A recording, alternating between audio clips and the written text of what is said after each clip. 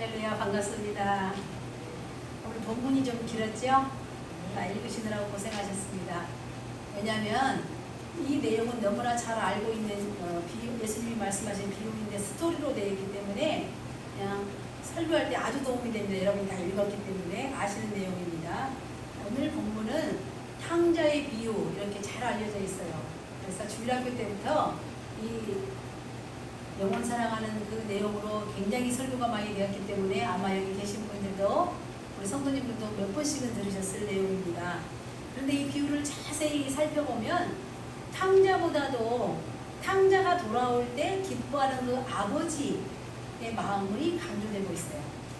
이 바리새인들과 서기관들 아시죠? 그 당시에 종교 지도자들이었습니다.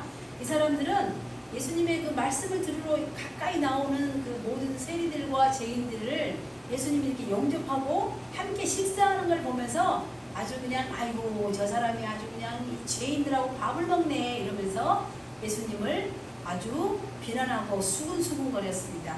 그래서 예수님이 그들을 향해서 세 가지 비유로 말씀을 하시는 거예요.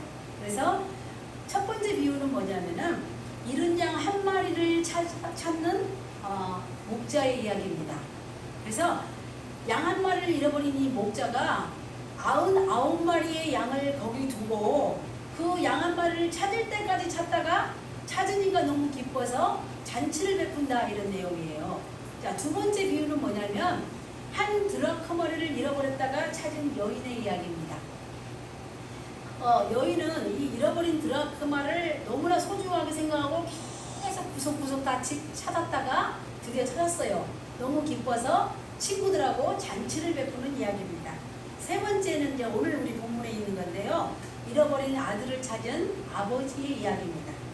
이 아버지는 집 나간 그 아들이 돌아올 때 기뻐하면서 잔치를 베풉니다. 그런데 이 세 번째 비유가 약간 앞에 두 비유하고 좀 다른 점이 있어요.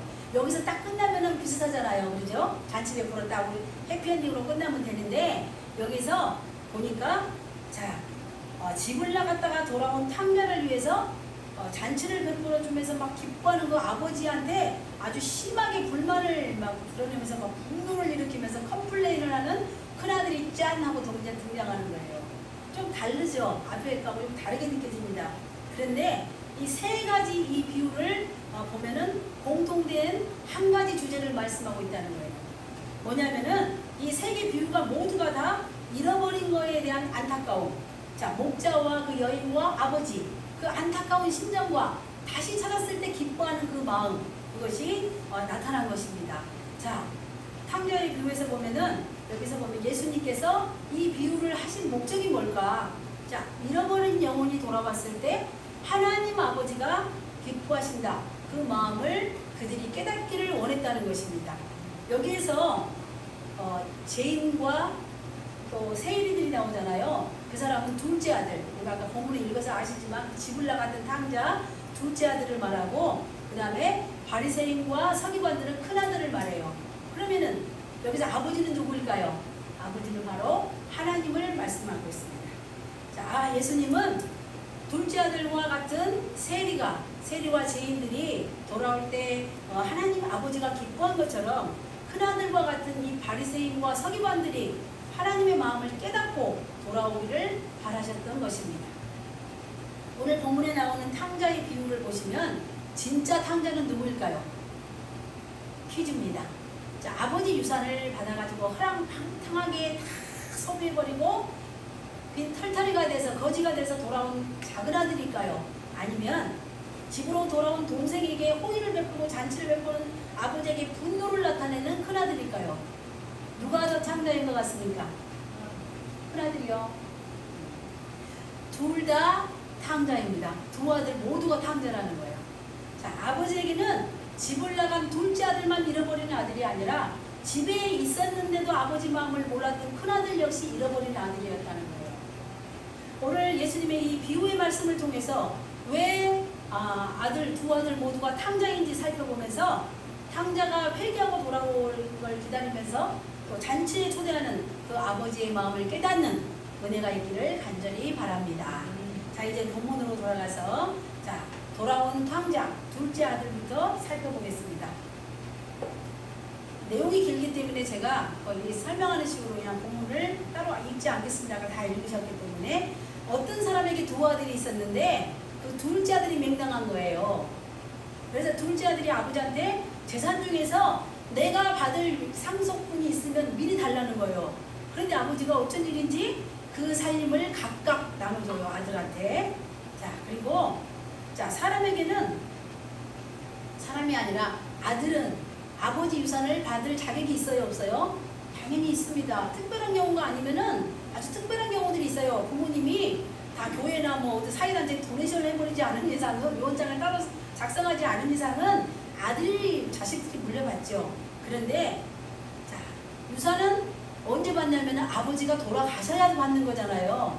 그런데 아버지가 살아계시는데 아버지한테 내 재산 돌아올 그 분깃을 나에게 주세요 이렇게 말하는 것은 뭐냐면은 아버지 죽으세요 말과 같다는 거예요. 이 참 불효막심한 아들입니다. 그 당시에 유대 문화가 얼마나 엄격했냐면은 자, 아버지는 집에서 무슨 존재였냐. 옛날에 우리나라도 엄청 엄했잖아요, 아버지에 대한 존재가. 근데 그 당시에 이스라엘들은 아버지가 집에서 왕 같은 존재였어요. 집에 제사장 역할을 감당해서 아주 절대적인 권위를 가진 아버지인데도 불구하고 이 둘째 아들이 상당히 맹랑했던 것 같아요. 그래서 그런데도 불구하고 재산을 요구했다. 잘못하면 돌에 맞아 죽을 수 있는 그런 일이었다는 거예요. 이게 그냥 아이고 그 집 아들 좀 못됐나 보다 그 정도가 아니에요. 자, 그걸 어떻게 알 수 있냐면은 신명기를 보시면 21장 18절에서 21절 말씀을 보시면 무슨 말씀이 나오냐면은 그 부모가 사람에게 어떤 완악하고 폐역한 아들이 있는데 그 아들이 아버지 말도 안 듣고 어머니 말에도 순종을 안 해요. 그래서 이 부모가 질책을 해도 이 아들이 듣지도 않아요. 그런데 그 부모가 이 아이를 잡아갖고 아들을 잡아가지고 성문으로 갑니다. 그 장로들한테 가서 말을 하는 거예요. 우리 아들은 아주 완악하고 폐역해서 우리 말을 듣지도 않고 아주 방탕해서 술에 잠긴 자다 이렇게 말하는 거예요. 그러면은 이 성읍에 있는 모든 사람들이 그를 돌로 쳐 죽이라는 거예요. 무섭죠? 아주 끔찍합니다. 우리나라는 좀 이렇게 끌끌끌 혀정도 차고 그냥 못됐네 그 정도지 뭐 돌을 들어가고 다 쳐서 옆집 사람들이 다 죽이고 이러지는 않잖아요. 그 당시에 그렇게 했던 이유가 있습니다. 이같이 내가 너희 중에 악을 지하라. 그리하면 온 이스라엘이 듣고 두려워하리라 이렇게 말씀하고 있어요. 이건 하나님이 하신 말씀이에요. 자, 그런데 아버지는 어쩐 일인지 둘째 아들을 혼내지도 않고 두 아들을 불러다 놓고 살림을 각각 나눠준다 이렇게 되어 있어요. 자, 그래서 이제 아버지를 떠난 둘째 아들이 얼마나 비참한 삶을 살게 되는지는 이제 13절부터 나옵니다. 보시면은 자, 며칠이 안 돼서 이 둘째 아들이 재물을 싹 모아가지고 아주 먼 나라로 가요. 좀 멀리 떨어진 예를 들어서 뭐 제주도 살던 뭐 부산에 살던 아들이 서울로 온 정도가 아니고 아주 미국이나 뭐 캐나다나 뭐 호주로 가버린 거예요. 아주 그냥 멀리 아버지하고 다시나 물 것처럼 뚝 떨어진 나라에 가서 그것도 이방 나라에 가서 살게 된 거예요. 그런데 거기서 그치지를 않고 먼 나라에 가서 거기서 허랑 방탕했다. 이게 아시죠? 아주 그냥 그렇게 살았어요. 자, 그랬는데 재산이 어떨까요? 금방 없어져요. 이 허랑방탕하게 낭비를 했더니 이 재산이 싹 없어진 다음에 그 나라에 또 하필이면 흉년이 들었다는 거예요. 그래서 그때서야 그 아들이 궁핍해졌다. 이제 없어요. 빈털터리가 됐다는 뜻입니다. 그래서 할 수 없이 그 나라 이방 나라 사람들 그 당시에 유대인들은요 자기들이 선택받은 백성들이고 거룩한 백성이라고 생각하기 때문에 이방인들은 사람 취급도 안 했어요.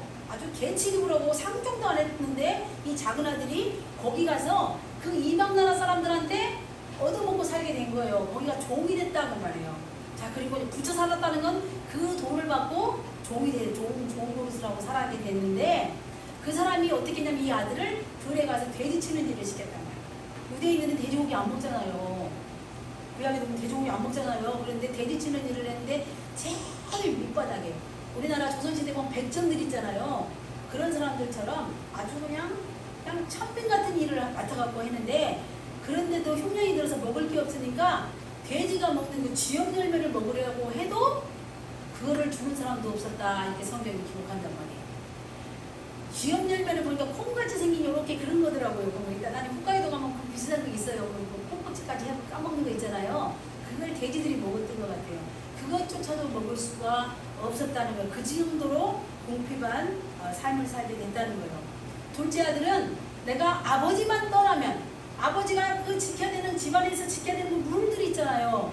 그것만 벗어나면, 아버지 눈을 벗어나면 내가 하고 싶은 건 마음껏 하고 살면 좋겠다고 생각했던 거죠.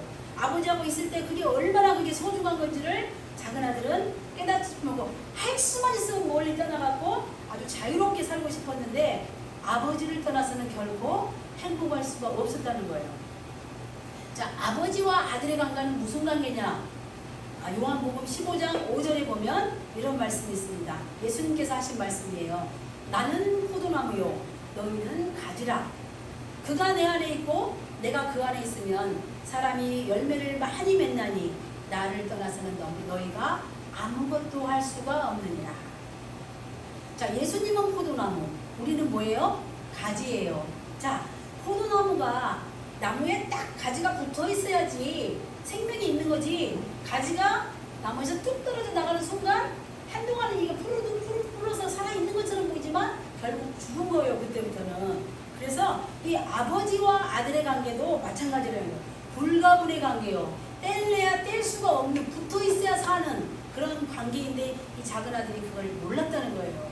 자, 그러므로 아버지를 떠난 이 작은 아들의 삶은 궁핍하고 졸을 수밖에 없었고, 둘째 아들은 아버지를 떠나는 그 순간부터 본인만 몰랐지 이미 죽은 자의 삶을 살게 된 것이라는 뜻이에요. 그런데도 보면 아들은 철이 없어서 그렇지만 아버지는 알고 있었는데 왜 작은 아들이 재산 달라고 하고 도망갈 때, 떠날 때 안 붙잡고 안 주고 버틸 수 있었잖아요. 재산 안 주고 못 갔을 거 아니에요. 근데 그걸 왜 줬냐는 거예요, 아버지는 알면서. 자, 보니까 이 아들이 아버지를 떠난 경험을 통해서 참된 아들로 돌아올 수 있었기 때문에 그걸 아신 아버지는 일부러 허용한 거예요. 그 아들이 반드시 저거 돌아온다. 그리고 아버지는 기다리는 거죠. 그래서 하나님 아버지는 마치 우리가 본성을 따라서 막 이렇게 욕심대로 우리 욕망을 따라 살고자 할 때 이렇게 팔짱 끼고 이렇게 보고 있는 것처럼 자유의지를 줘서 그래 네 마음대로 해봐라 그래서 아무 터치를 안 하고 마치 허락하는 것처럼 우리가 느껴질 때가 있어요. 방관자 같이 그냥 그래 네 마음대로 해봐라 하면 겁이 없잖아요. 그러니까 내가 뭘 하려고 하는데 뭘 탁 막으면 어이구 무서워라 하나님 막으시나 보다 이럴 텐데 그냥 막 잘 되고 막 작은 아들이가 돈 쓸 때 얼마나 신났겠어요. 아무것도 제재가 없었으니까 흉년이 올 때까지 작은 아들은 느끼지도 못했는데 그렇게 우리가 느껴질 때가 있다고 말이에요. 하나님이 우리를 터치를 안 하시는가? 마치 이것을 허용하고 계시는가? 네, 그렇지가 않다는 것입니다. 모든 것을 아시는 하나님은 하나님을 떠난 탕자가 아버지를 떠난 삶을 철저하게 경험하고 난 후에 아버지의 마음을 깨닫고 돌아오기를 기다리고 계신다는 거예요. 자, 이것이 우리를 사랑하는 하나님 아버지의 마음입니다. 이런 비참하게 된 상태에 빠진 그 둘째 아들이 이제 비로소 자기 자신을 이렇게 딱 자기 자신을 몰아볼 수 있게 되었다는 거예요.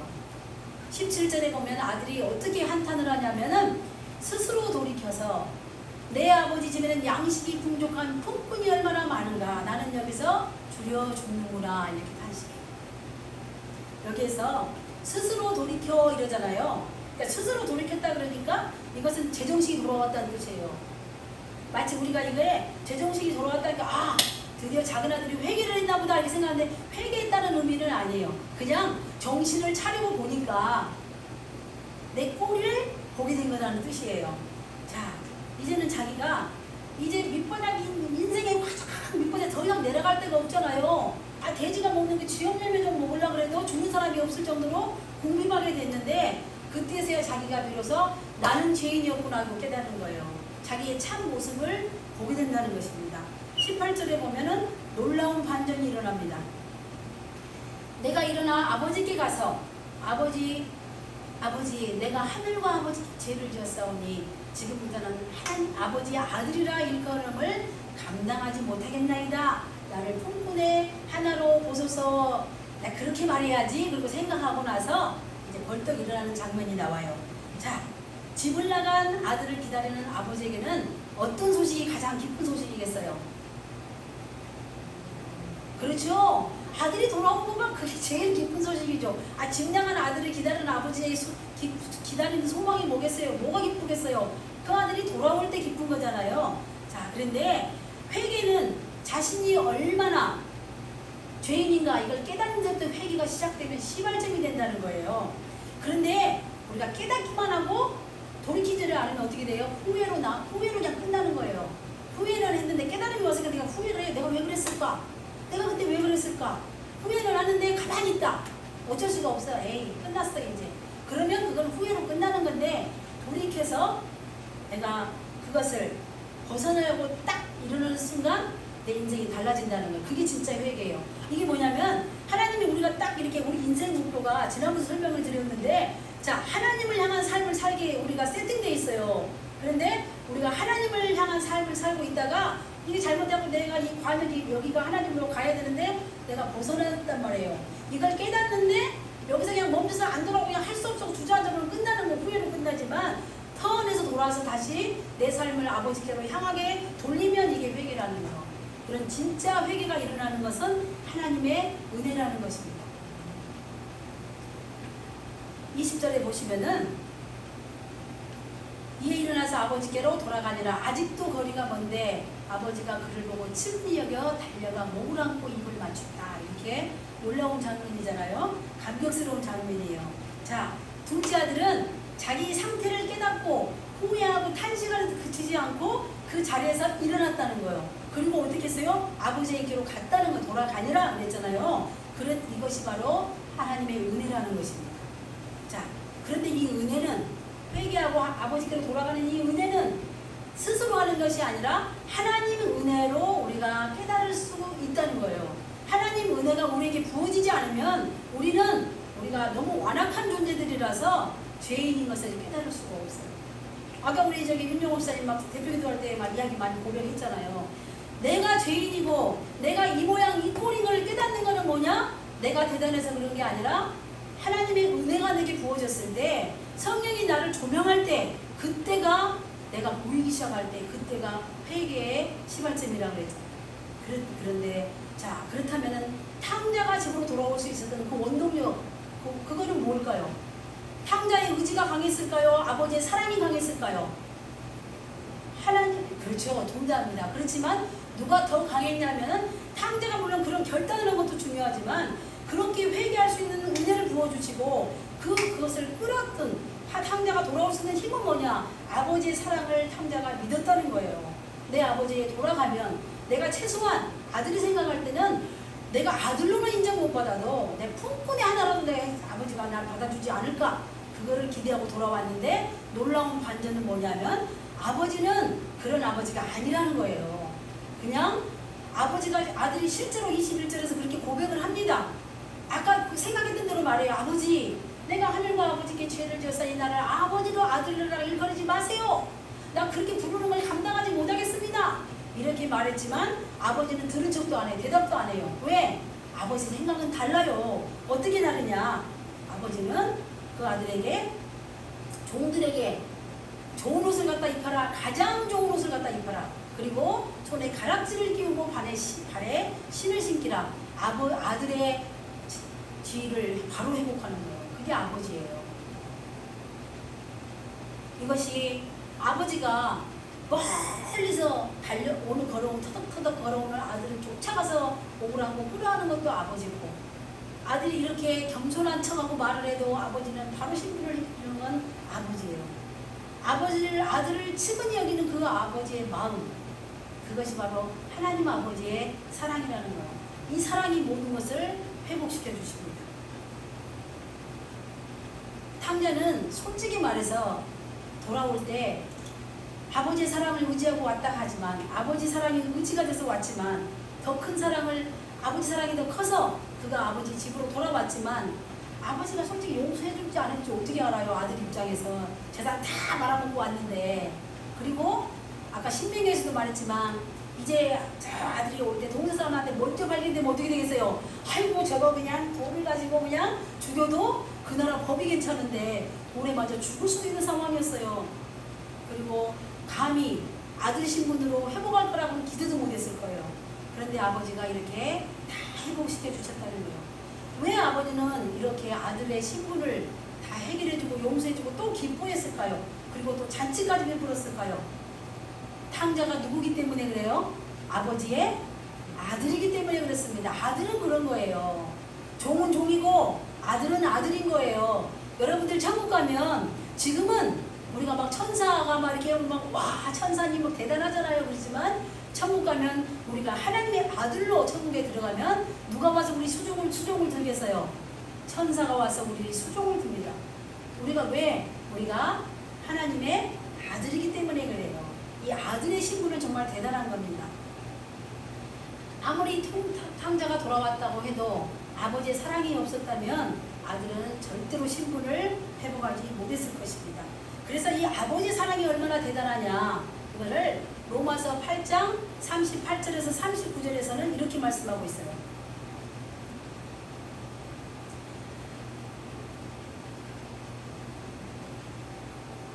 자, 내가 확신하노니 사망이나 생명이나 천사들이나 권세자들이나 현재일이나 장래일이나 능력이나 높음이나 깊음이나 다른 어떤 피조물이라도 우리를 우리 중 그리스도 예수 안에 있는 하나님의 사랑에서 끊을 수 없느니라. 어떤 것도 하나님의 사랑을 우리 그리스도 안에 있는 우리 사랑을 끊을 수가 없다고 이렇게 말씀하고 있습니다. 자, 우리가 하나님께 용서받은 것이 하나님께 철저히 회개를 잘했고 우리가 예수님의 그리스도의 제자로서 막 그런 모습을 닮아가려고 하나님 말씀을 잘 지켰기 때문에 하나님이 용서해 주신 걸까요? 그렇지 않습니다. 오직 예수 그리스도 안에 있는 하나님의 사랑이 우리가 회개하기도 전에 예수 그리스도의 십자가에서 이미 우리를 용서하시고 우리를 돌아오기를 기다리고 있는 거예요. 우리가 믿음을 가지고 복음을 듣고 우리가 죄임을 깨닫고 돌아오기만 하면 바로 구원을 베풀어 준다고 하나님이 약속하고 계시는 거예요. 그뿐만이 아닙니다. 호세아서 6장 1절에서는 이렇게 말해요. 오라 우리가 여호와께로 돌아가자. 여호와께서 우리를 찢으셨으나 도로 낫게 하실 거요 우리를 치셨으나 싸매 주실 것이라 이렇게 약속해 주시는 거예요. 그러니까 우리가 이 땅에 살면서 우리 힘으로 못 살아요. 막 피투성이가 되고 만님창이가 되고 이제 다 망했다고 생각하더라도 하나님께로 아버지께로 돌아가만 가면 아버지께서 우리 상처를 작은 아들을 끌어안고 몸을 맞추고 입을 맞춰준 것처럼 그리고 다 회복해준 것처럼 우리를 그렇게 해주시겠다고 약속하시는 겁니다. 사랑하는 성도 여러분, 우리 안에 혹시나 둘째 아들과 같은 탕자의 모습이 있습니까? 물론 우리 몸은 교회에 있는데 내 마음속에는 솔직히 말해서 둘째 아들처럼 나 자유롭게 좀 살고 싶어. 나 그냥 교회에서 좀 떠나서 나 교회 이름만 걸어놓고 나 그냥 내 마음대로 한번 살아보고 싶어. 나 죽기 전에 내 가지고 있는 물질 다 쓰고 나 정말 그렇게 살아보고 싶어. 그렇게 생각하거나 겉으로는 크리스찬인데 내가 속으로 집에 가서 나 혼자 생활할 때는 좀 작은 아들처럼 좀 남이 모르니까 방탕한 생활을 하고 있다면 사랑으로 기다리고 계시는 아버지의 마음을 우리가 기억해야 된다는 것입니다. 그 마음을 기억하고 그 마음이 있을 때 믿을 때 우리가 회복의 역사가 일어난다는 거예요. 자, 우리 하나님 아버지는 모든 것을 용서하시고 또 회복시켜 주시는 것을 믿고 돌아오는 은혜가 있기를 간절히 바랍니다. 자, 이제 두 번째는 집에 있는 아들, 그 탕자를 한번 살펴보겠습니다. 25절부터 보시면은, 자, 맏아들은 이제 아버지가 막 꿍짝꿍짝 둘째 아들하고 막 만나서 이렇게 일을 하고 잔치하고 있을 때 작은 아들은, 큰 아들은 어디 있으냐면 들에 가서 일하다가 이제 집에 들어오는 거예요. 집에 오니까 막 풍악 소리, 춤추는 소리, 막 띵까띵까 소리가 나니까 이게 바로 들어가지라고 이 종을 하나 불러가지고 이 무슨 일이 있냐 이렇게 물어보니까 당신 동생이 돌아왔다는 거예요. 그리고 아버지가 아들을 맞이해서 살찐 송아지를 잡고 이제 한다는 소리를 딱 듣는 순간 이 속에서 분노가 올라오는 거예요. 그래서 들어가고 싶은 아들을 아는 거예요.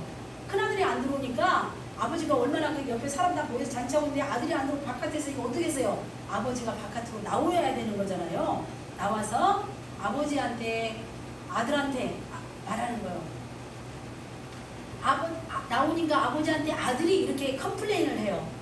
내가 여러 해 동안이 뭐예요? 작은 아들이 떠나 있는 동안에 나는 아버지 옆에서 지켰다는 거죠.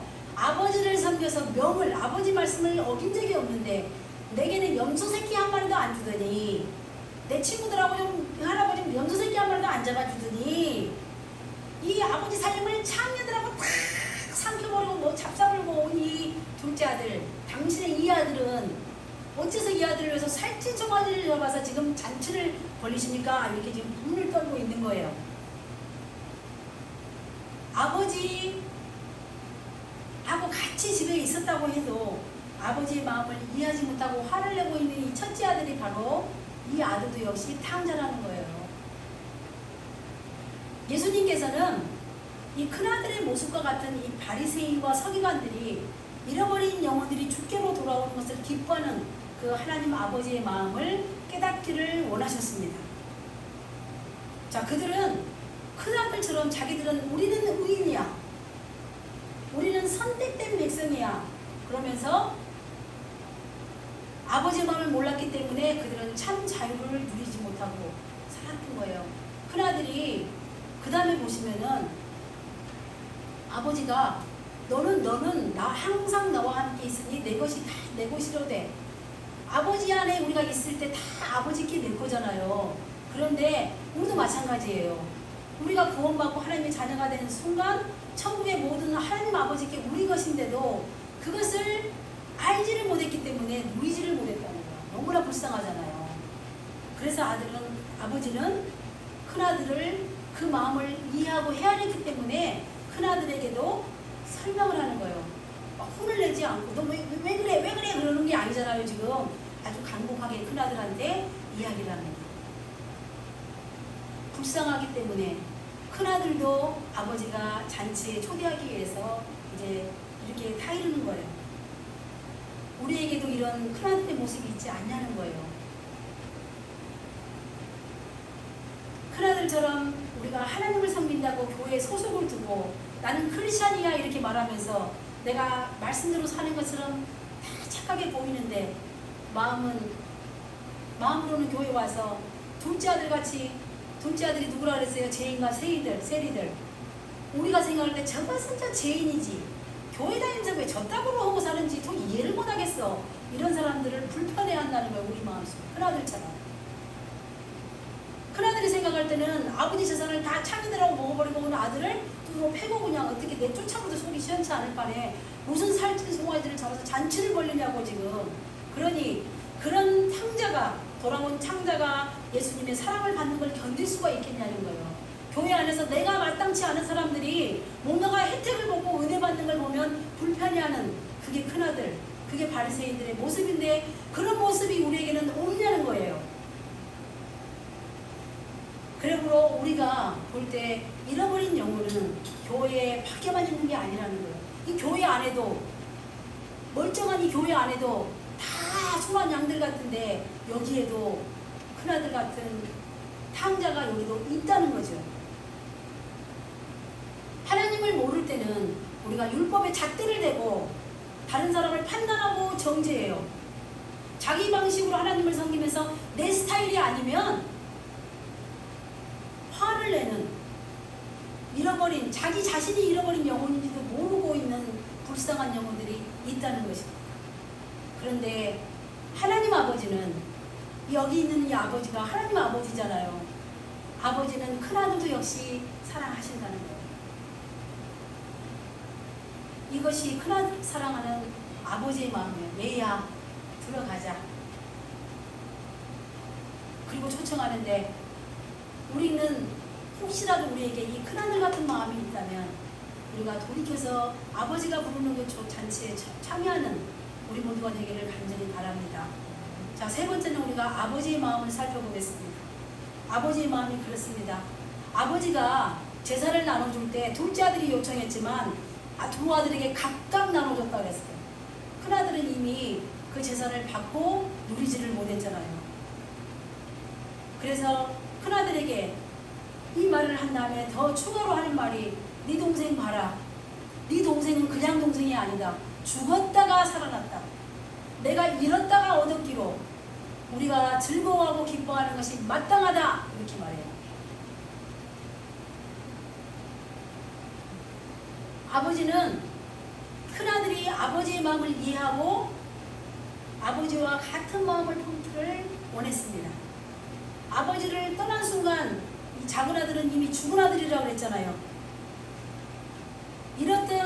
잃어버린 아들을 위해서 아버지가 그 사랑으로 죄와 허물을 덮어주시고 사망 가운데서 건지셨어요. 이것이 뭐냐? 십자가에 나타난 하나님의 사랑이라는 것입니다.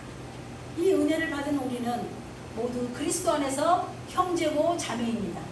그래서 이 아들이 이렇게 말하지 말라는 거예요. 네 동생이야, 네 동생. 우리가 옆에 앉은 분들이 다 그리스도 안에서 우리가 예수 믿고 우리가 하나님의 자녀가 됐는데 옆에 계신 모든 우리 성도들님들이 다 우리 형제고 자매라는 거예요. 우리가 판단할 대상이 아니고 함께 즐거워하고 함께 끌어안고 기쁨에 동참해야 돼. 그렇게 하는 것이 마땅한 내 형제고 내 자매라는 것입니다. 우리 안에 만약에 바리새인과 서기관 같이 큰아들 같은 그런 마음이 있다면 정말 돌아와야 합니다. 한 영혼이 죽게로 돌아오는 것이 아버지의 마음이에요. 그리고 잔치를 베푸는 그 아버지가 집에 있는 그 아들, 완고한 아들, 오히려 집 나간 아들보다도 더 완고한 아들. 아까 윤 목사님이 큰아들인데 탕자 같다고 했는데 맞습니다. 돌아오는 아들도 탕자지만 집에 있는 큰아들은 더 문제가 많아요. 왜? 자기는 거룩하다고 생각하기 때문에 자기는 노브라브라이라고 말하는 그 사람이 더 위험한 거예요. 그 아들에게 들어와라 애야. 함께 즐거워하는 것이 마땅하다. 이렇게 말씀하고 있는 거예요. 우리가 아버지의 마음을 깨닫고 정말 잔치에 참여하는 저와 여러분이 되시기를 주님의 이름으로 축원합니다. 이제 말씀을 마무리하겠습니다.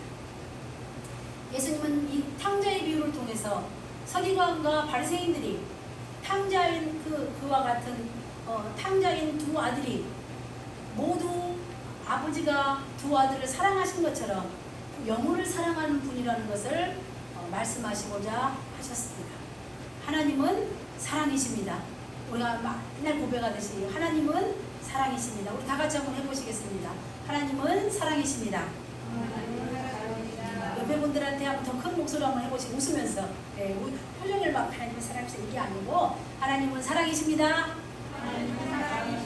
예, 자, 우리 안에 둘째 아들의 모습도 있고 큰 아들의 모습도 있습니다. 그렇죠? 자, 우리 안에 있는 탕자의 모습을 발견하고 돌아와서 우리가 아버지 품에 안길 때 우리의 신분이 해결되고 아버지 안에서 참 자유와 평안을 누리게 됩니다.